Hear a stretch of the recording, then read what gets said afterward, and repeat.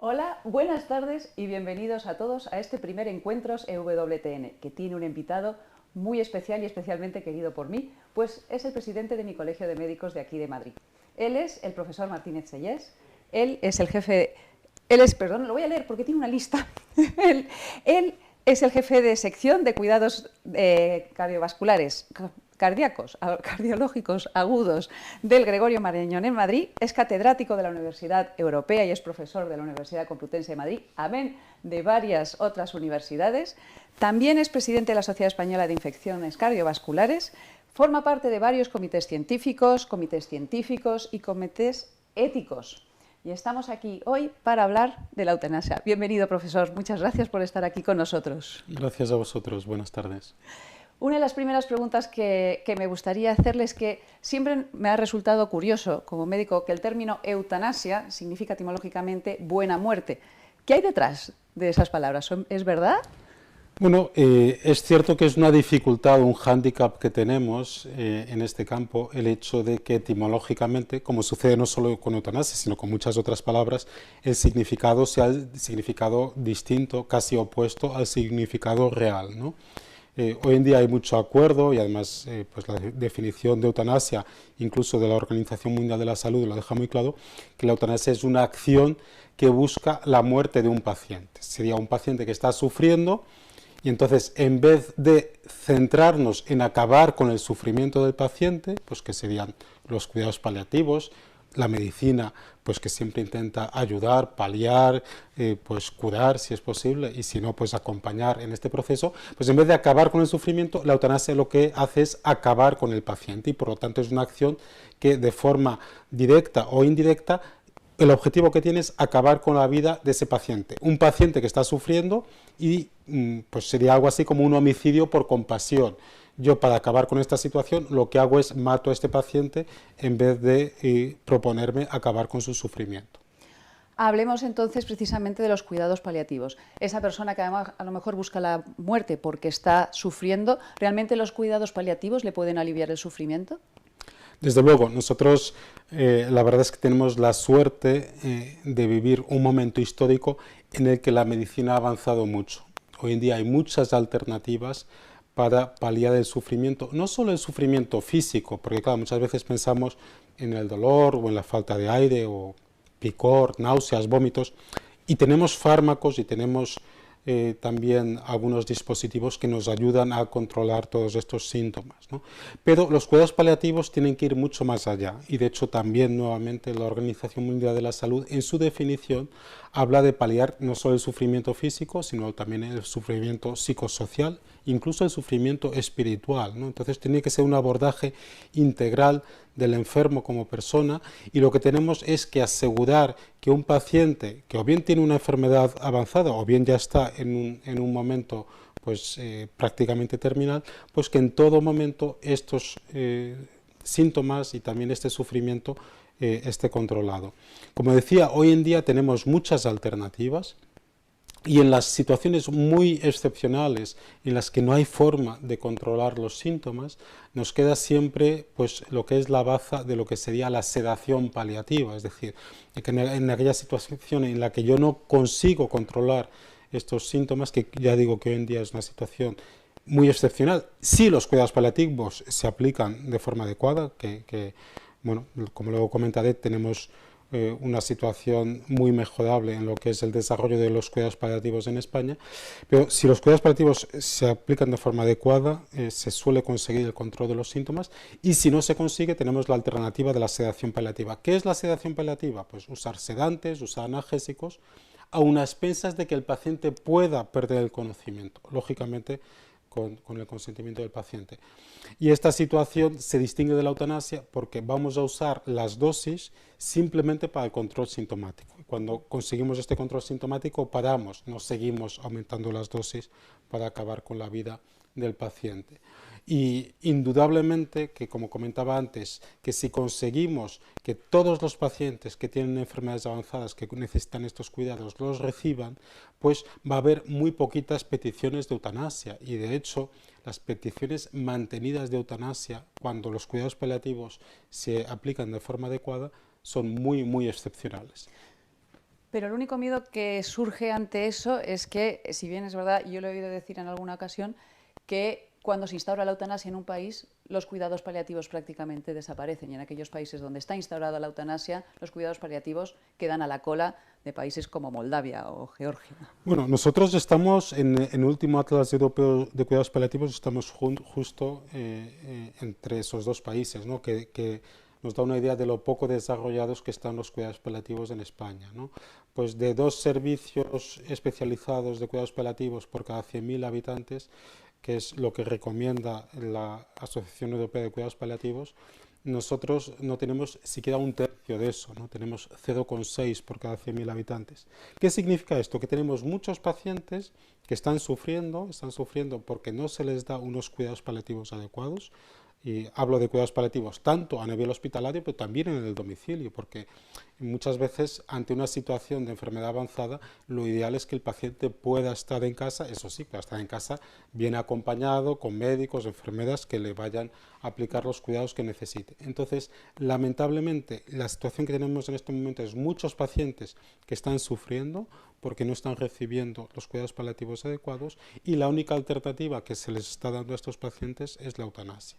No solo eso, sino que muchas de las peticiones de eutanasia están en relación o bien con síntomas que no están bien controlados, como estábamos comentando, o también pues, con enfermedades del ámbito psiquiátrico, ¿no? Pues hay pacientes que tienen una depresión grave pues, que no está tratada, otras enfermedades del ámbito psiquiátrico, y de hecho hay una declaración muy reciente de la Sociedad Irlandesa de Psiquiatría, en que de una forma muy clara habla contra el peligro de despenalizar los cuidados paliativos, la eutanasia. Es decir, que si despenalizamos la eutanasia, lo que sucede es que muchos pacientes con enfermedades psiquiátricas, que incluso el deseo de muerte es lo que apoya el diagnóstico de esa enfermedad psiquiátrica, pues van a dejar de recibir el tratamiento. Y también resulta paradójico cómo nosotros como sociedad, cuando alguien se quiere suicidar, lo que hacemos es movilizarnos para intentar evitarlo, tratar a esa persona para que luego el día de mañana pues,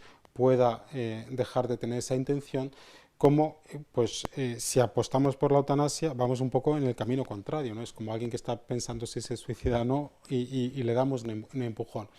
Y efectivamente hay una relación bastante clara no solo del desarrollo de los cuidados paliativos en relación a la eutanasia, sino incluso de la misma especialidad médica oficial en cuidados paliativos. Lamentablemente, somos de los pocos países en Europa que no tenemos una especialidad médica oficial en cuidados paliativos, y qué curioso que el único sitio en Europa donde se permite la eutanasia sin ser España, que es el Benelux, tampoco tiene esta especialidad de cuidados paliativos. Entonces, sí hay datos que nos apuntan que cuando nos metemos por el camino de la eutanasia, pues descuidamos el camino de los cuidados paliativos. Entre otras cosas, pues también hay que saber que los cuidados paliativos tienen un coste. Que es verdad que los cuidados paliativos son muy coste eficaz, es decir, si damos unos buenos cuidados paliativos, evitamos que los pacientes tengan que ir al hospital, que es al final, pues lógicamente lo más costoso para el sistema. Pero claro, si lo comparamos con la eutanasia, que es simplemente acabar con la vida de estos pacientes, que al acabar con la vida, lógicamente, muchos de estos pacientes pues ya no van a necesitar cuidados médicos, pero ya no es solo que no gasten, sino que muchos de ellos están cobrando pensiones, ¿no? Entonces, también nos ahorramos las pensiones que estamos pagando a estas personas, con lo cual, pues, sin querer decir que los que promuevan la eutanasia lo hagan por ese motivo, es indudable que la eutanasia tiene unas implicaciones económicas, ¿no? En Canadá, que es de los pocos países, he comentado antes, ahora mismo se permite eutanasia, en Europa solo Benelux y en España, y en el resto del mundo tampoco hay mucho más, Canadá, Colombia y Nueva Zelanda, ¿no?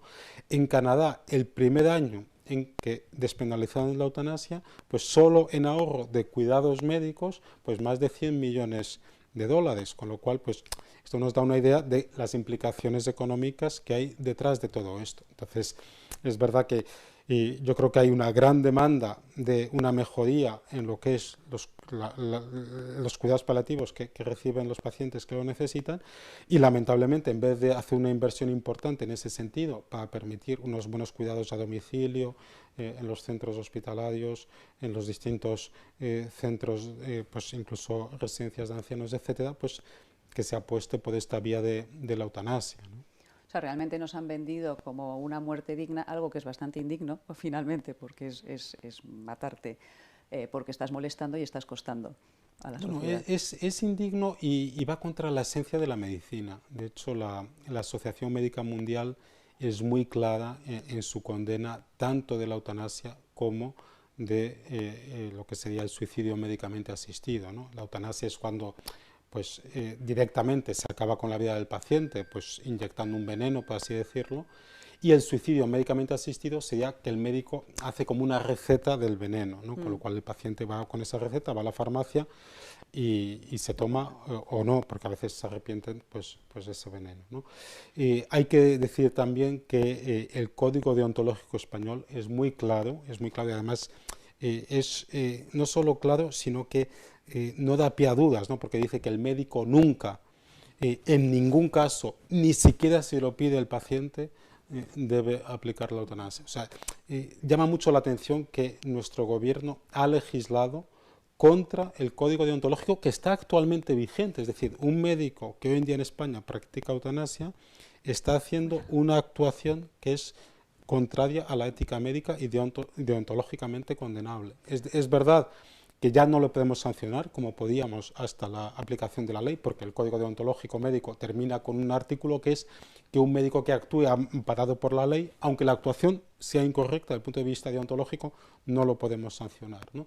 Pero llama mucho la atención pues, que el gobierno haya despenalizado la eutanasia y que haya hecho eso yendo contra el Código Deontológico Español y contra el Comité de Bioética, que es el órgano máximo que asesora al gobierno en estos temas. Entonces, el Comité de Bioética, que es bastante excepcional, hace un informe unánime que todos los componentes del Comité de Bioética estaban contra la eutanasia y aún así el gobierno pues se empeña y legaliza la eutanasia. Es que es sorprendente que esa decisión se haya tomado sin la participación médica, que al fin y al cabo es quien más puede hablar del sufrimiento y cómo paliarlo y erradicarlo.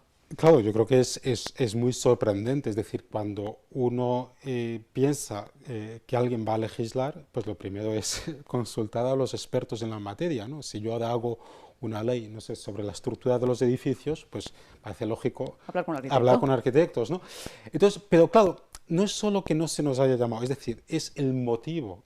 ¿Por qué no se llamó a los médicos? Porque se sabía, bueno, digo a los médicos, a ninguna profesión sanitaria. ¿Por qué no se llamó a los médicos? Porque se sabía qué es lo que les íbamos a decir, es decir, sabían qué es lo que dice nuestro código deontológico. Es un código deontológico que es verdad que es del 2011, pero que justo ahora recientemente hemos tenido ya la reunión para actualizarlo y hemos decidido, todos los presentes de colegios de médicos, que va a seguir tal y como está, es decir, pese a las múltiples presiones que ha habido con el tema. Como decías, no es solo una cosa nuestra,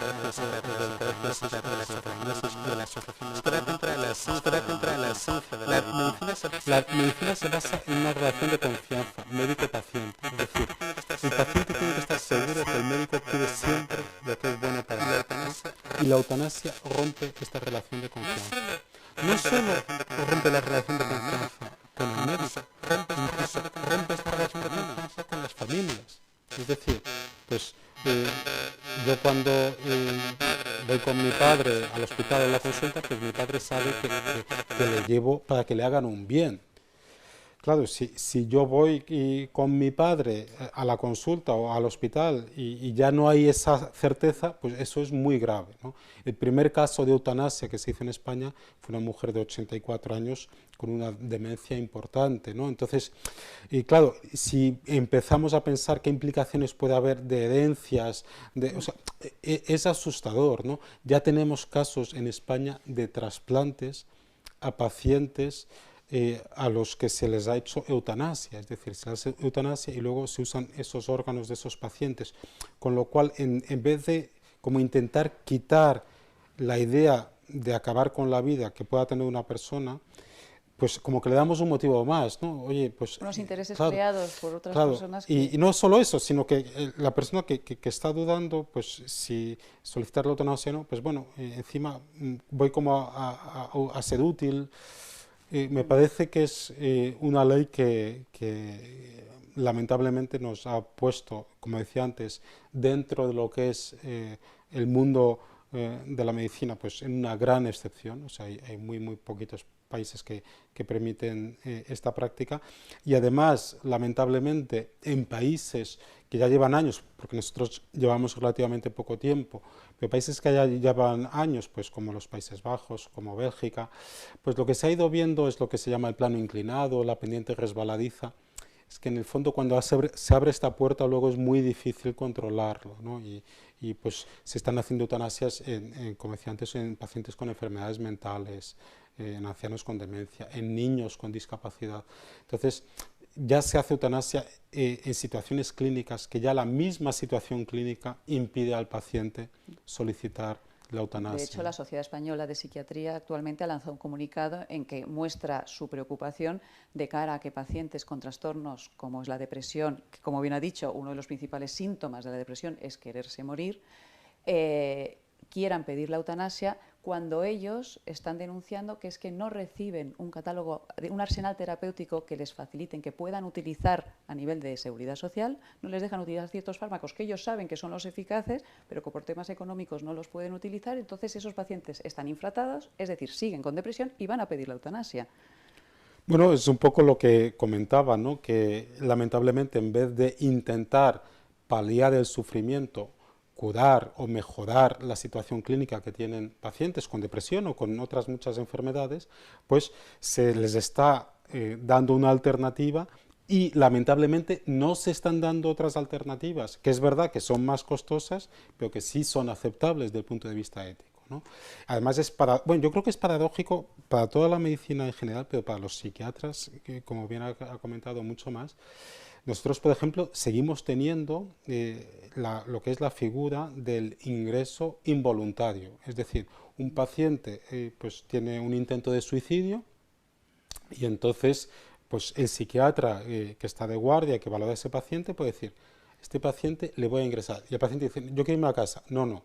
Entonces, con autorización judicial, etcétera, permitimos eso. Es decir, es paradójico que seguimos permitiendo eso para evitar que un paciente se suicide, le podemos ingresar contra su voluntad y por otro lado, pues estamos permitiendo la eutanasia de pacientes que a lo mejor están en una situación similar. Con lo cual, pues, tenemos una ley que es particularmente agresiva, no exige, como comentábamos, una valoración psiquiátrica, sobre todo para detectar enfermedades que muchas de ellas son fácilmente tratables, ¿no? Y luego también es una ley agresiva en el sentido de que considera toda eutanasia como muerte natural. Desde el punto de vista legal, todas las eutanasias que se están practicando en España se están considerando muertes naturales.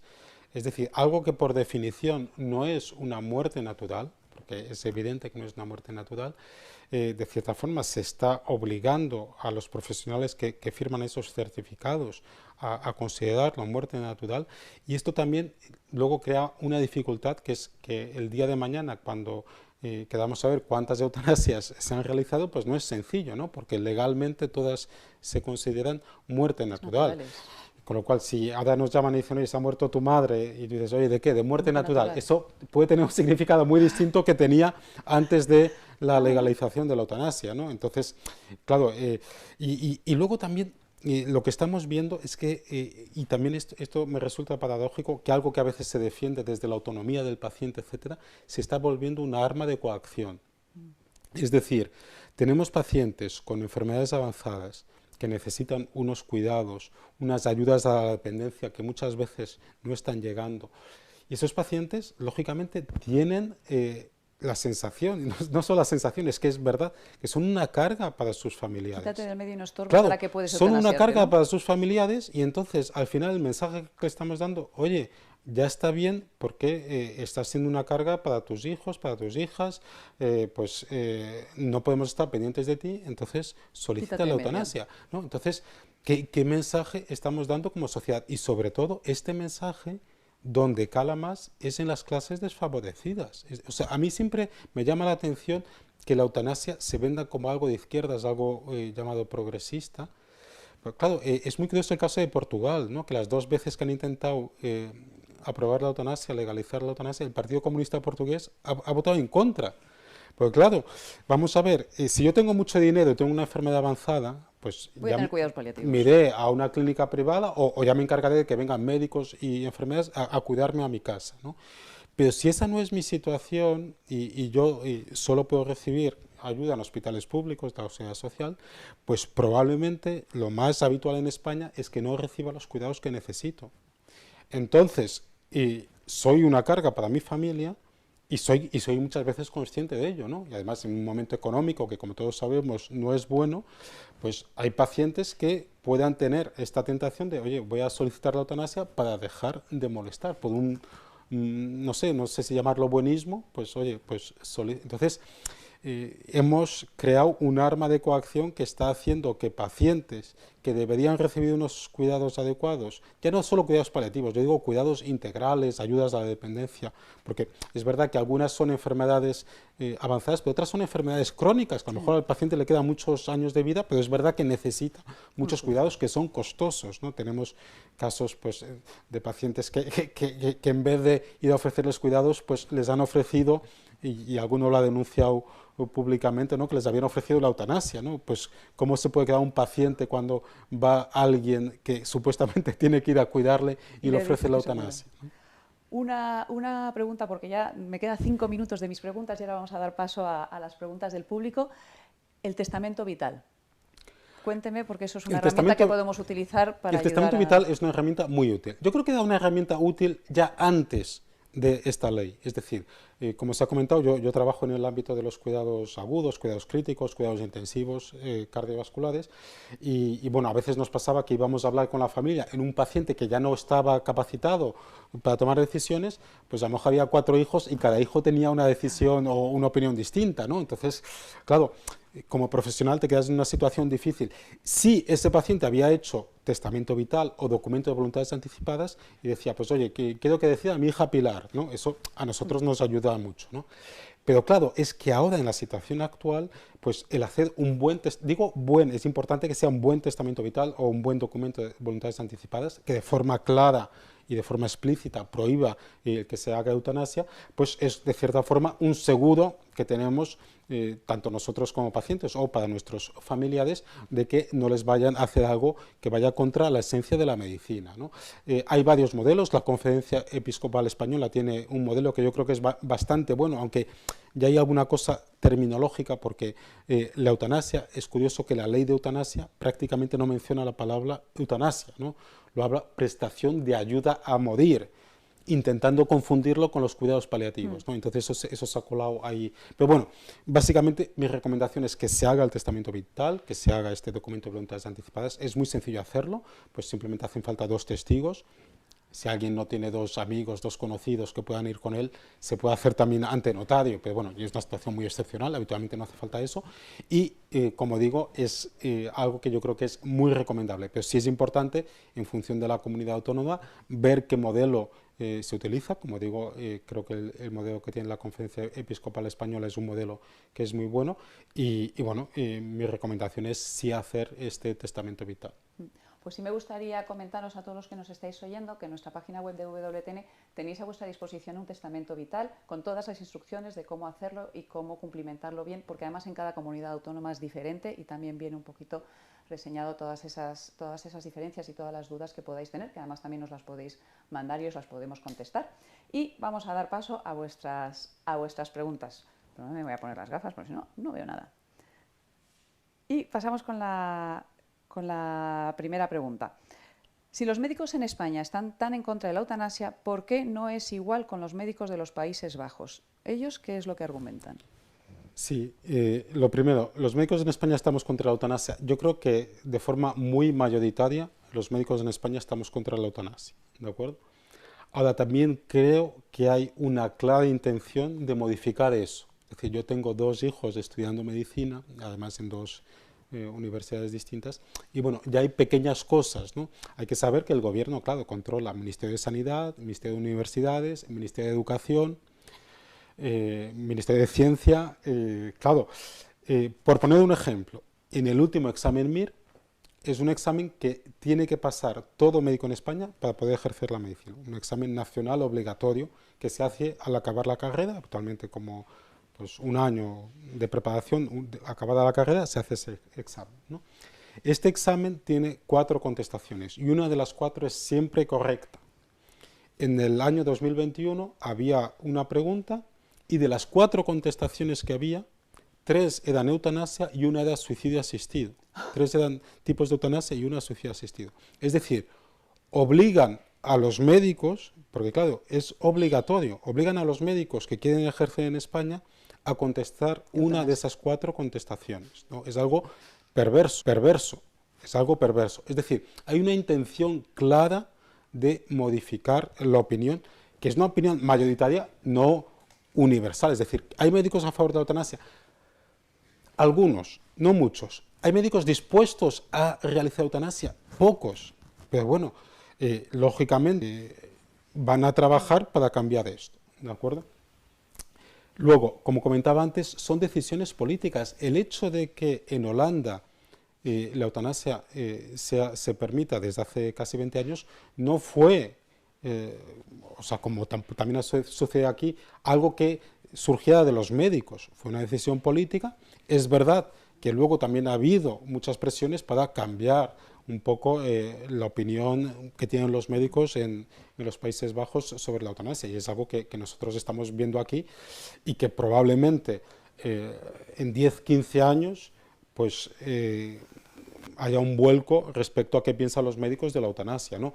Hay que saber que el juramento hipocrático, que tiene ya casi 2500 años, de forma clara prohíbe la eutanasia, ¿de acuerdo? Porque claro, a veces cuando uno dice estas cosas le tildan, no, es que usted es cristiano y...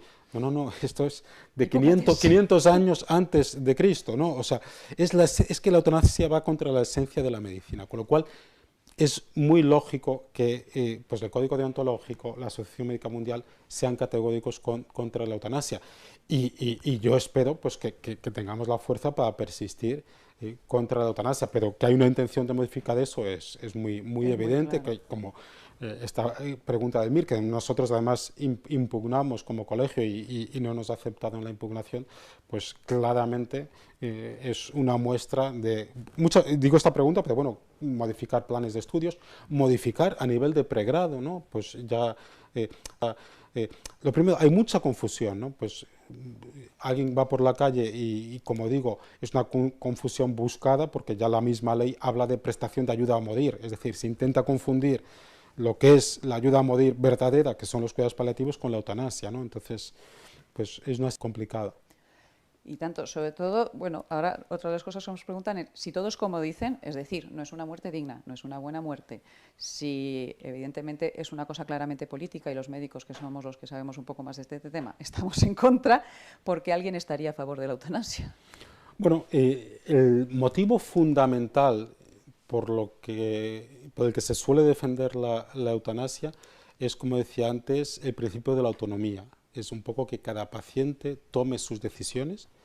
En este caso ya no es solo que tome sus decisiones, porque es una decisión que implica a otras personas. Es decir, la eutanasia ya no es solo que yo quiero morir, es que yo quiero que me maten, Es decir, el gobierno ha aprobado la eutanasia, pero la ley de eutanasia lo que dice es que hay un médico que tiene que matar al paciente, con lo cual está implicando a una profesión que vaya contra su esencia.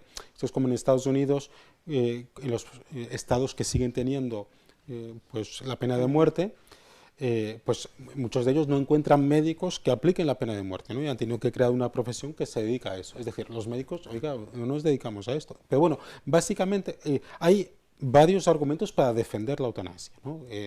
No hay que creer que los que defienden la eutanasia lo hacen sin argumentos. Pues magnificar la autonomía, es decir, que cada paciente pues, pueda elegir libremente cómo y cuándo quiere morir, y obviando pues lo que sería la dignidad humana, ¿no? Y se confunde lo que es la calidad de vida con la dignidad que es intrínseca a toda persona, con la calidad de vida, que es un concepto que también es subjetivo y que muchas veces se utiliza de forma inadecuada.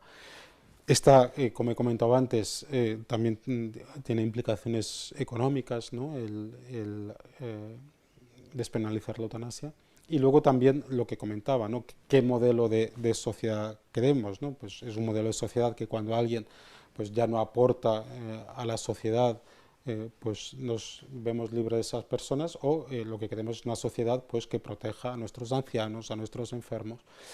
Pero bueno, yo lógicamente no soy el más adecuado para hablar de por qué hay Pero es que haya personas que dicho defienden la eutanasia, un ¿no? tema que es muy importante, que dicen lo defienden porque dicen que es una opción que el paciente escoge libremente. Pero ¿hasta dónde esa opción es realmente libre, esa decisión es realmente libre, si estamos hablando de que estamos en un país en el que los cuidados paliativos no Claro, llegan a claro, todo? ¿Cómo vas a escoger libremente si no conoces una alternativa claro. que es buena? Te han vendido la eutanasia como una buena muerte, que de hecho ahora viene otra pregunta en ese sentido, y no escoges libremente, no eres libre puesto que no conoces las opciones, te han escondido una parte de las opciones que son las que van a favor de tu dignidad humana y sin embargo te han abierto la puerta de que salgas y que no molestes y eso te lo venden como que tú has elegido libremente. Además te dicen, lo has elegido tú. Hay un engaño en todo esto, ¿no? Y como decía antes, en parte es un engaño buscado. Es decir, en los tiempos de Hipócrates, hace 2500 años, los enfermos con enfermedades avanzadas sufrían mucho más que ahora. Sufrían mucho más que ahora. Y pese a ello, Hipócrates es categórico contra la eutanasia, ¿no? O sea, que también hay que pensar que incluso en una situación en la que evidentemente no había cuidados paliativos, etcétera, pues va tan en contra de la esencia de medicina matar al paciente que el juramento hipocrático la prohíbe, ¿no? Pero es que hoy en día, como estábamos comentando, es que tenemos muchísimas alternativas, que es verdad que no están llegando a los pacientes, con lo cual, pues claro, si el gobierno lo que presenta es una dualidad sufrimiento o eutanasia, pues la gente va a decir eutanasia, pero claro, es que la dualidad no es esa, porque claro, lo que tenemos hoy en día es medios para evitar el sufrimiento. Entonces lo que tenemos que asegurar es que todo paciente reciba los cuidados que necesita. Desde el Colegio de Médicos nosotros tenemos una campaña que se llama Cuidados de principio a fin. Y lo que queremos es asegurar que todo paciente necesita los cuidados y reciba los cuidados que necesita, ¿no? Es una campaña que hemos implicado también Colegio de Enfermería, de farmacéuticos, asociaciones de pacientes. O sea, lo que queremos es asegurar, oiga, vamos primero a asegurar que todos reciben los cuidados que necesitan. Y lamentablemente eso no se está haciendo. Entonces, efectivamente, ahí hay un engaño, ¿no? Luego hay otro segundo engaño, es muerte sin sufrimiento. Se ha visto, sobre todo estudios que se han realizado en Estados Unidos a través de aquellos que han muerto por pena de muerte, dicen muerte sin sufrimiento. No se manifiesta el sufrimiento porque se induce un coma, pero sí se ha visto que esa persona ha muerto con sufrimiento respiratorio, es decir, después se le induce una parada cardiorrespiratoria y esa persona se ha ahogado. Se ha ahogado, no lo ha podido manifestar porque sus músculos estaban relajados, pero la persona ha sufrido. Y son mínimo 10 minutos lo que se tarda desde que empiezas hasta que terminas, son unos 10 minutos de eutanasia. Son 10 minutos ahogándote. No es una muerte dulce. Bueno, aquí tenemos cierto grado de incertidumbre, porque lógicamente el paciente al que se le aplica la eutanasia no nos puede contar si sufre o no. Pues Pero sus tejidos sí. pero sí es cierto que hay muchos estudios que parecen indicar que efectivamente, además de que lo estamos matando, le estamos también produciendo sufrimiento, ¿no? ¿Cuál es la muerte digna? Pues yo creo que es una muerte, yo aconsejo a la del Quijote, ¿no? Yo creo que la muerte del Quijote es una muerte digna. El Quijote pues ve que le queda poco tiempo de vida, se muere en casa. Yo creo que tendríamos que intentar morirnos en casa. Lamentablemente en España mayoritariamente la gente se muere en los hospitales, ¿no? Y cada vez más, ¿no? Ahora con el COVID hemos visto muertes pues aislados de la familia, no se han podido despedir los pacientes, no han podido hacer testamento, ya no solo testamento vital, sino testamento de verdad, ¿no? El testamento de verdad, pues pacientes que tienen fe no han podido confesarse o no han podido recibir la unción de los enfermos. Entonces, en el hospital no se muere bien. De hecho, ya hay muchos países, nosotros seguimos aumentando el porcentaje de gente que se muere en los hospitales. Ya hay países que han cambiado la tendencia. En Estados Unidos, por ejemplo, están aumentando el porcentaje de pacientes que se mueren en casa. Pero claro, o sea, morirse en casa yo creo que es lo ideal, pero hay que morirse en casa con los cuidados adecuados. Es decir, no es, pues claro, Sin sufrir. si estás muriéndote en casa, ahogándote o con dolor, pues mejor irte al hospital, ¿no? Pero lo ideal es que podamos dar los cuidados adecuados para que los pacientes se mueran en casa. Y si no hay forma de controlarlo en casa, pues evidentemente hay que llevar al paciente al hospital. Ahí lo que intentamos es llevar como la casa al hospital, ¿no? Pues que el paciente esté pues con todos los familiares que quiera estar. Hemos tenido pacientes incluso pues que llevamos como un sofá que le gusta al paciente, el tema de mascotas que a veces se pide, que ya es más complicado, pero bueno, intentar lo más... Que se sientan en casa. Que se sientan en casa, ¿no? Pero bueno, lo ideal, y cada vez más expertos apuntan en este sentido, es que los pacientes se mueran en casa. Nos preguntan algo muy interesante. Si el Gobierno no está dispuesto a darnos los cuidados paliativos, ¿cómo podemos hacer para ayudar a promoverlos, promocionarlos y pedir más cuidados paliativos, por decir así, que obtengamos esos cuidados paliativos? Bueno, yo creo que es una labor que tenemos que hacer entre todos. Como digo, desde el colegio hay una página web que es Cuidados de Principio a Fin, que pueden, ahí tienen toda la información. Y como digo, es una iniciativa que empezamos nosotros en el colegio, pero ya se han unido todos los colegios de médicos de España, lo que es la Organización Médica Colegial, la plataforma que agrupa a todas o la gran mayoría de asociaciones de pacientes de España, colegios de enfermería, de farmacéuticos, y ahí básicamente, pues además de muchos personajes famosos como el cantante Rafael, Paz Padilla, pues bueno, que básicamente lo que viene a solicitar esa campaña es un manifiesto: oiga, vamos a dar a todos los pacientes los cuidados que necesitan. Por supuesto, cuidados paliativos, pero no solo cuidados paliativos, ¿no? Cuidados integrales, cuidados adaptados, y yo creo que, lógicamente, todo el ruido, todas las peticiones que hagamos en ese sentido son bienvenidas, porque vamos a permitir que más pacientes reciban los cuidados paliativos. En España, he dicho antes, no hay una especialidad médica oficial de cuidados paliativos, pero en España tenemos excelentes paliativistas, ¿no? Tenemos médicos que dedican los cuidados paliativos, que son muy buenos, tenemos enfermeras, que las enfermeras tienen una labor enorme en los cuidados paliativos muy buenas, pero necesitamos más. Y lógicamente, como sociedad, yo creo que podemos y debemos exigir que nos den los cuidados paliativos que necesitan tantos enfermos. Sin duda. Se nos ha pasado el tiempo volando, porque ya llego a mi última pregunta. Y la última pregunta que nos mandan ¿es necesario que se realice desde el sistema médico una labor divulgativa y de concienciación a nivel social para que la gente sepa en realidad qué hay detrás de la eutanasia? Es muy necesario, es muy necesario. Nosotros lo hemos intentado desde el colegio. Yo personalmente he escrito un libro que se llama Eutanasia, un poco porque estoy preocupado con la gran confusión que tiene el público en general. También algunos profesionales, que es más grave, pero el público en general. Entonces, un libro pues explicando los distintos conceptos y cómo nosotros, a la hora de tomar decisiones respecto a nosotros mismos o a nuestros familiares, tenemos la obligación de estar informados, porque si no es imposible tomar una decisión adecuada si uno no está informado.